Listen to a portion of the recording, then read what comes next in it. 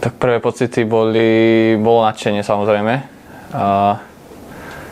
Mal som nejaké aj iné ponuky, ale a ten Zlín ma asi tak najviac zaujal.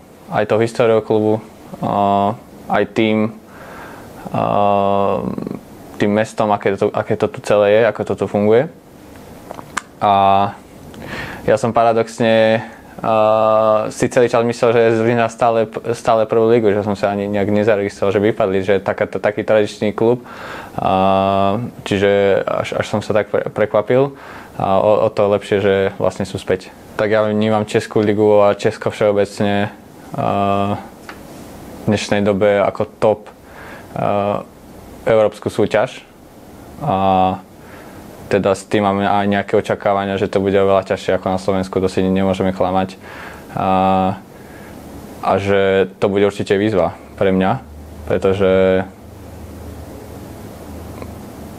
bude to rýchlejšie, ťažšie a sám som zvedavý, aké to bude. Tak ja som od malička hrával stopera a paradoxne v Bystrici, v Dukle som začal hrávať na kraji, či už wingback, kraj alebo krídlo. A neviem, ako sa to zariadilo, ale strašne mi to tam sedí, veľmi mi to tam sedí a na to, že tam hrám v podstate na tom poste nejaké 2 roky len, tak som veľmi rád, ako to celé naberá možno.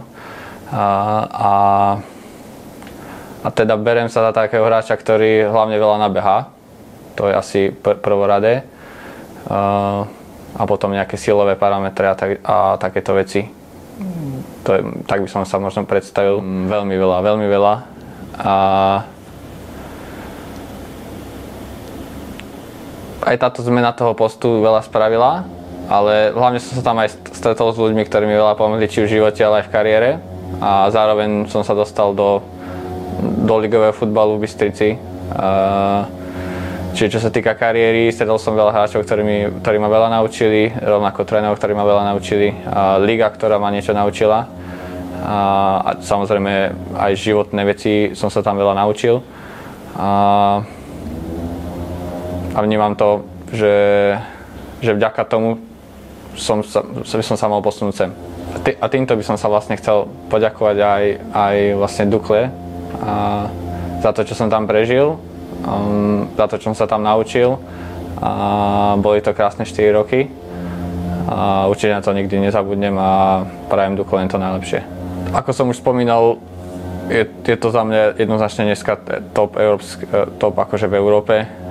Tým, čo predvádzajú aj v Európe, v európskych súťažiach, v Lige majstrov, ale celkovo, že aj tá liga je vyrovnaná a ako náročná je aj fyzicky a technicky pre hráčov.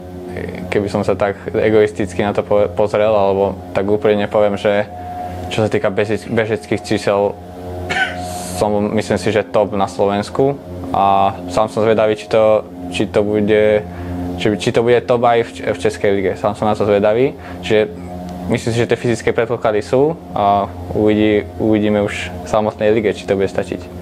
Ja asi prvé, čo som ako keby zistil o tom klube doteraz, čo som vedel, tak že proste je to rodina, je to charakter a myslím si, že týmto by som do toho vedel zapadnúť ja a tým nejakým charakterom, bojovnosťou, rodinou a tou ochotou spraviť pre to mužstvo všetko, čo sa bude dať. V tejto pozícii, ako tu teraz sedím, tak asi ešte nie, ale verím, že sa to môže stať práve tu, pretože ako keby v mládežníckych kategóriách aj reprezentácii som bol ako keby ja vždy ten, ktorý to takéto veci možno riešil a bol ten taký ťahun a verím, že sa k tomu dopracujem aj v mužskom futbale a verím, že by to mohlo byť aj práve tu v Zlíne.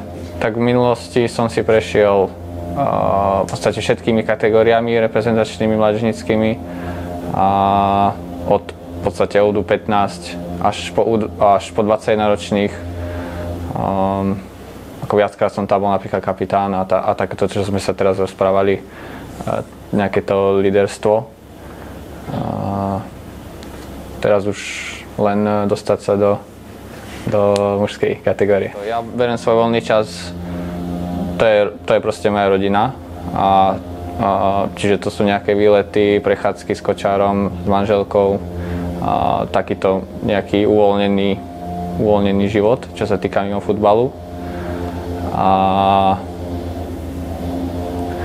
je to asi takáto kombinácia futbalu a tej rodiny, že to sú také dve. A ešte mám rád auta, akože športové, tomu sa rád venujem a upravujem auta a tak ďalej. Čaute šefci, som rád, že som v tomto klube a som rád, že som dostal príležitosť a verím, že spoločne budeme úspešní a spoločne zažijeme veľké príbehy na ihrisku.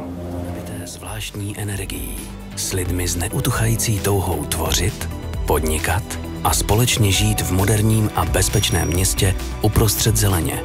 To je Zlín, město nekonečných možností.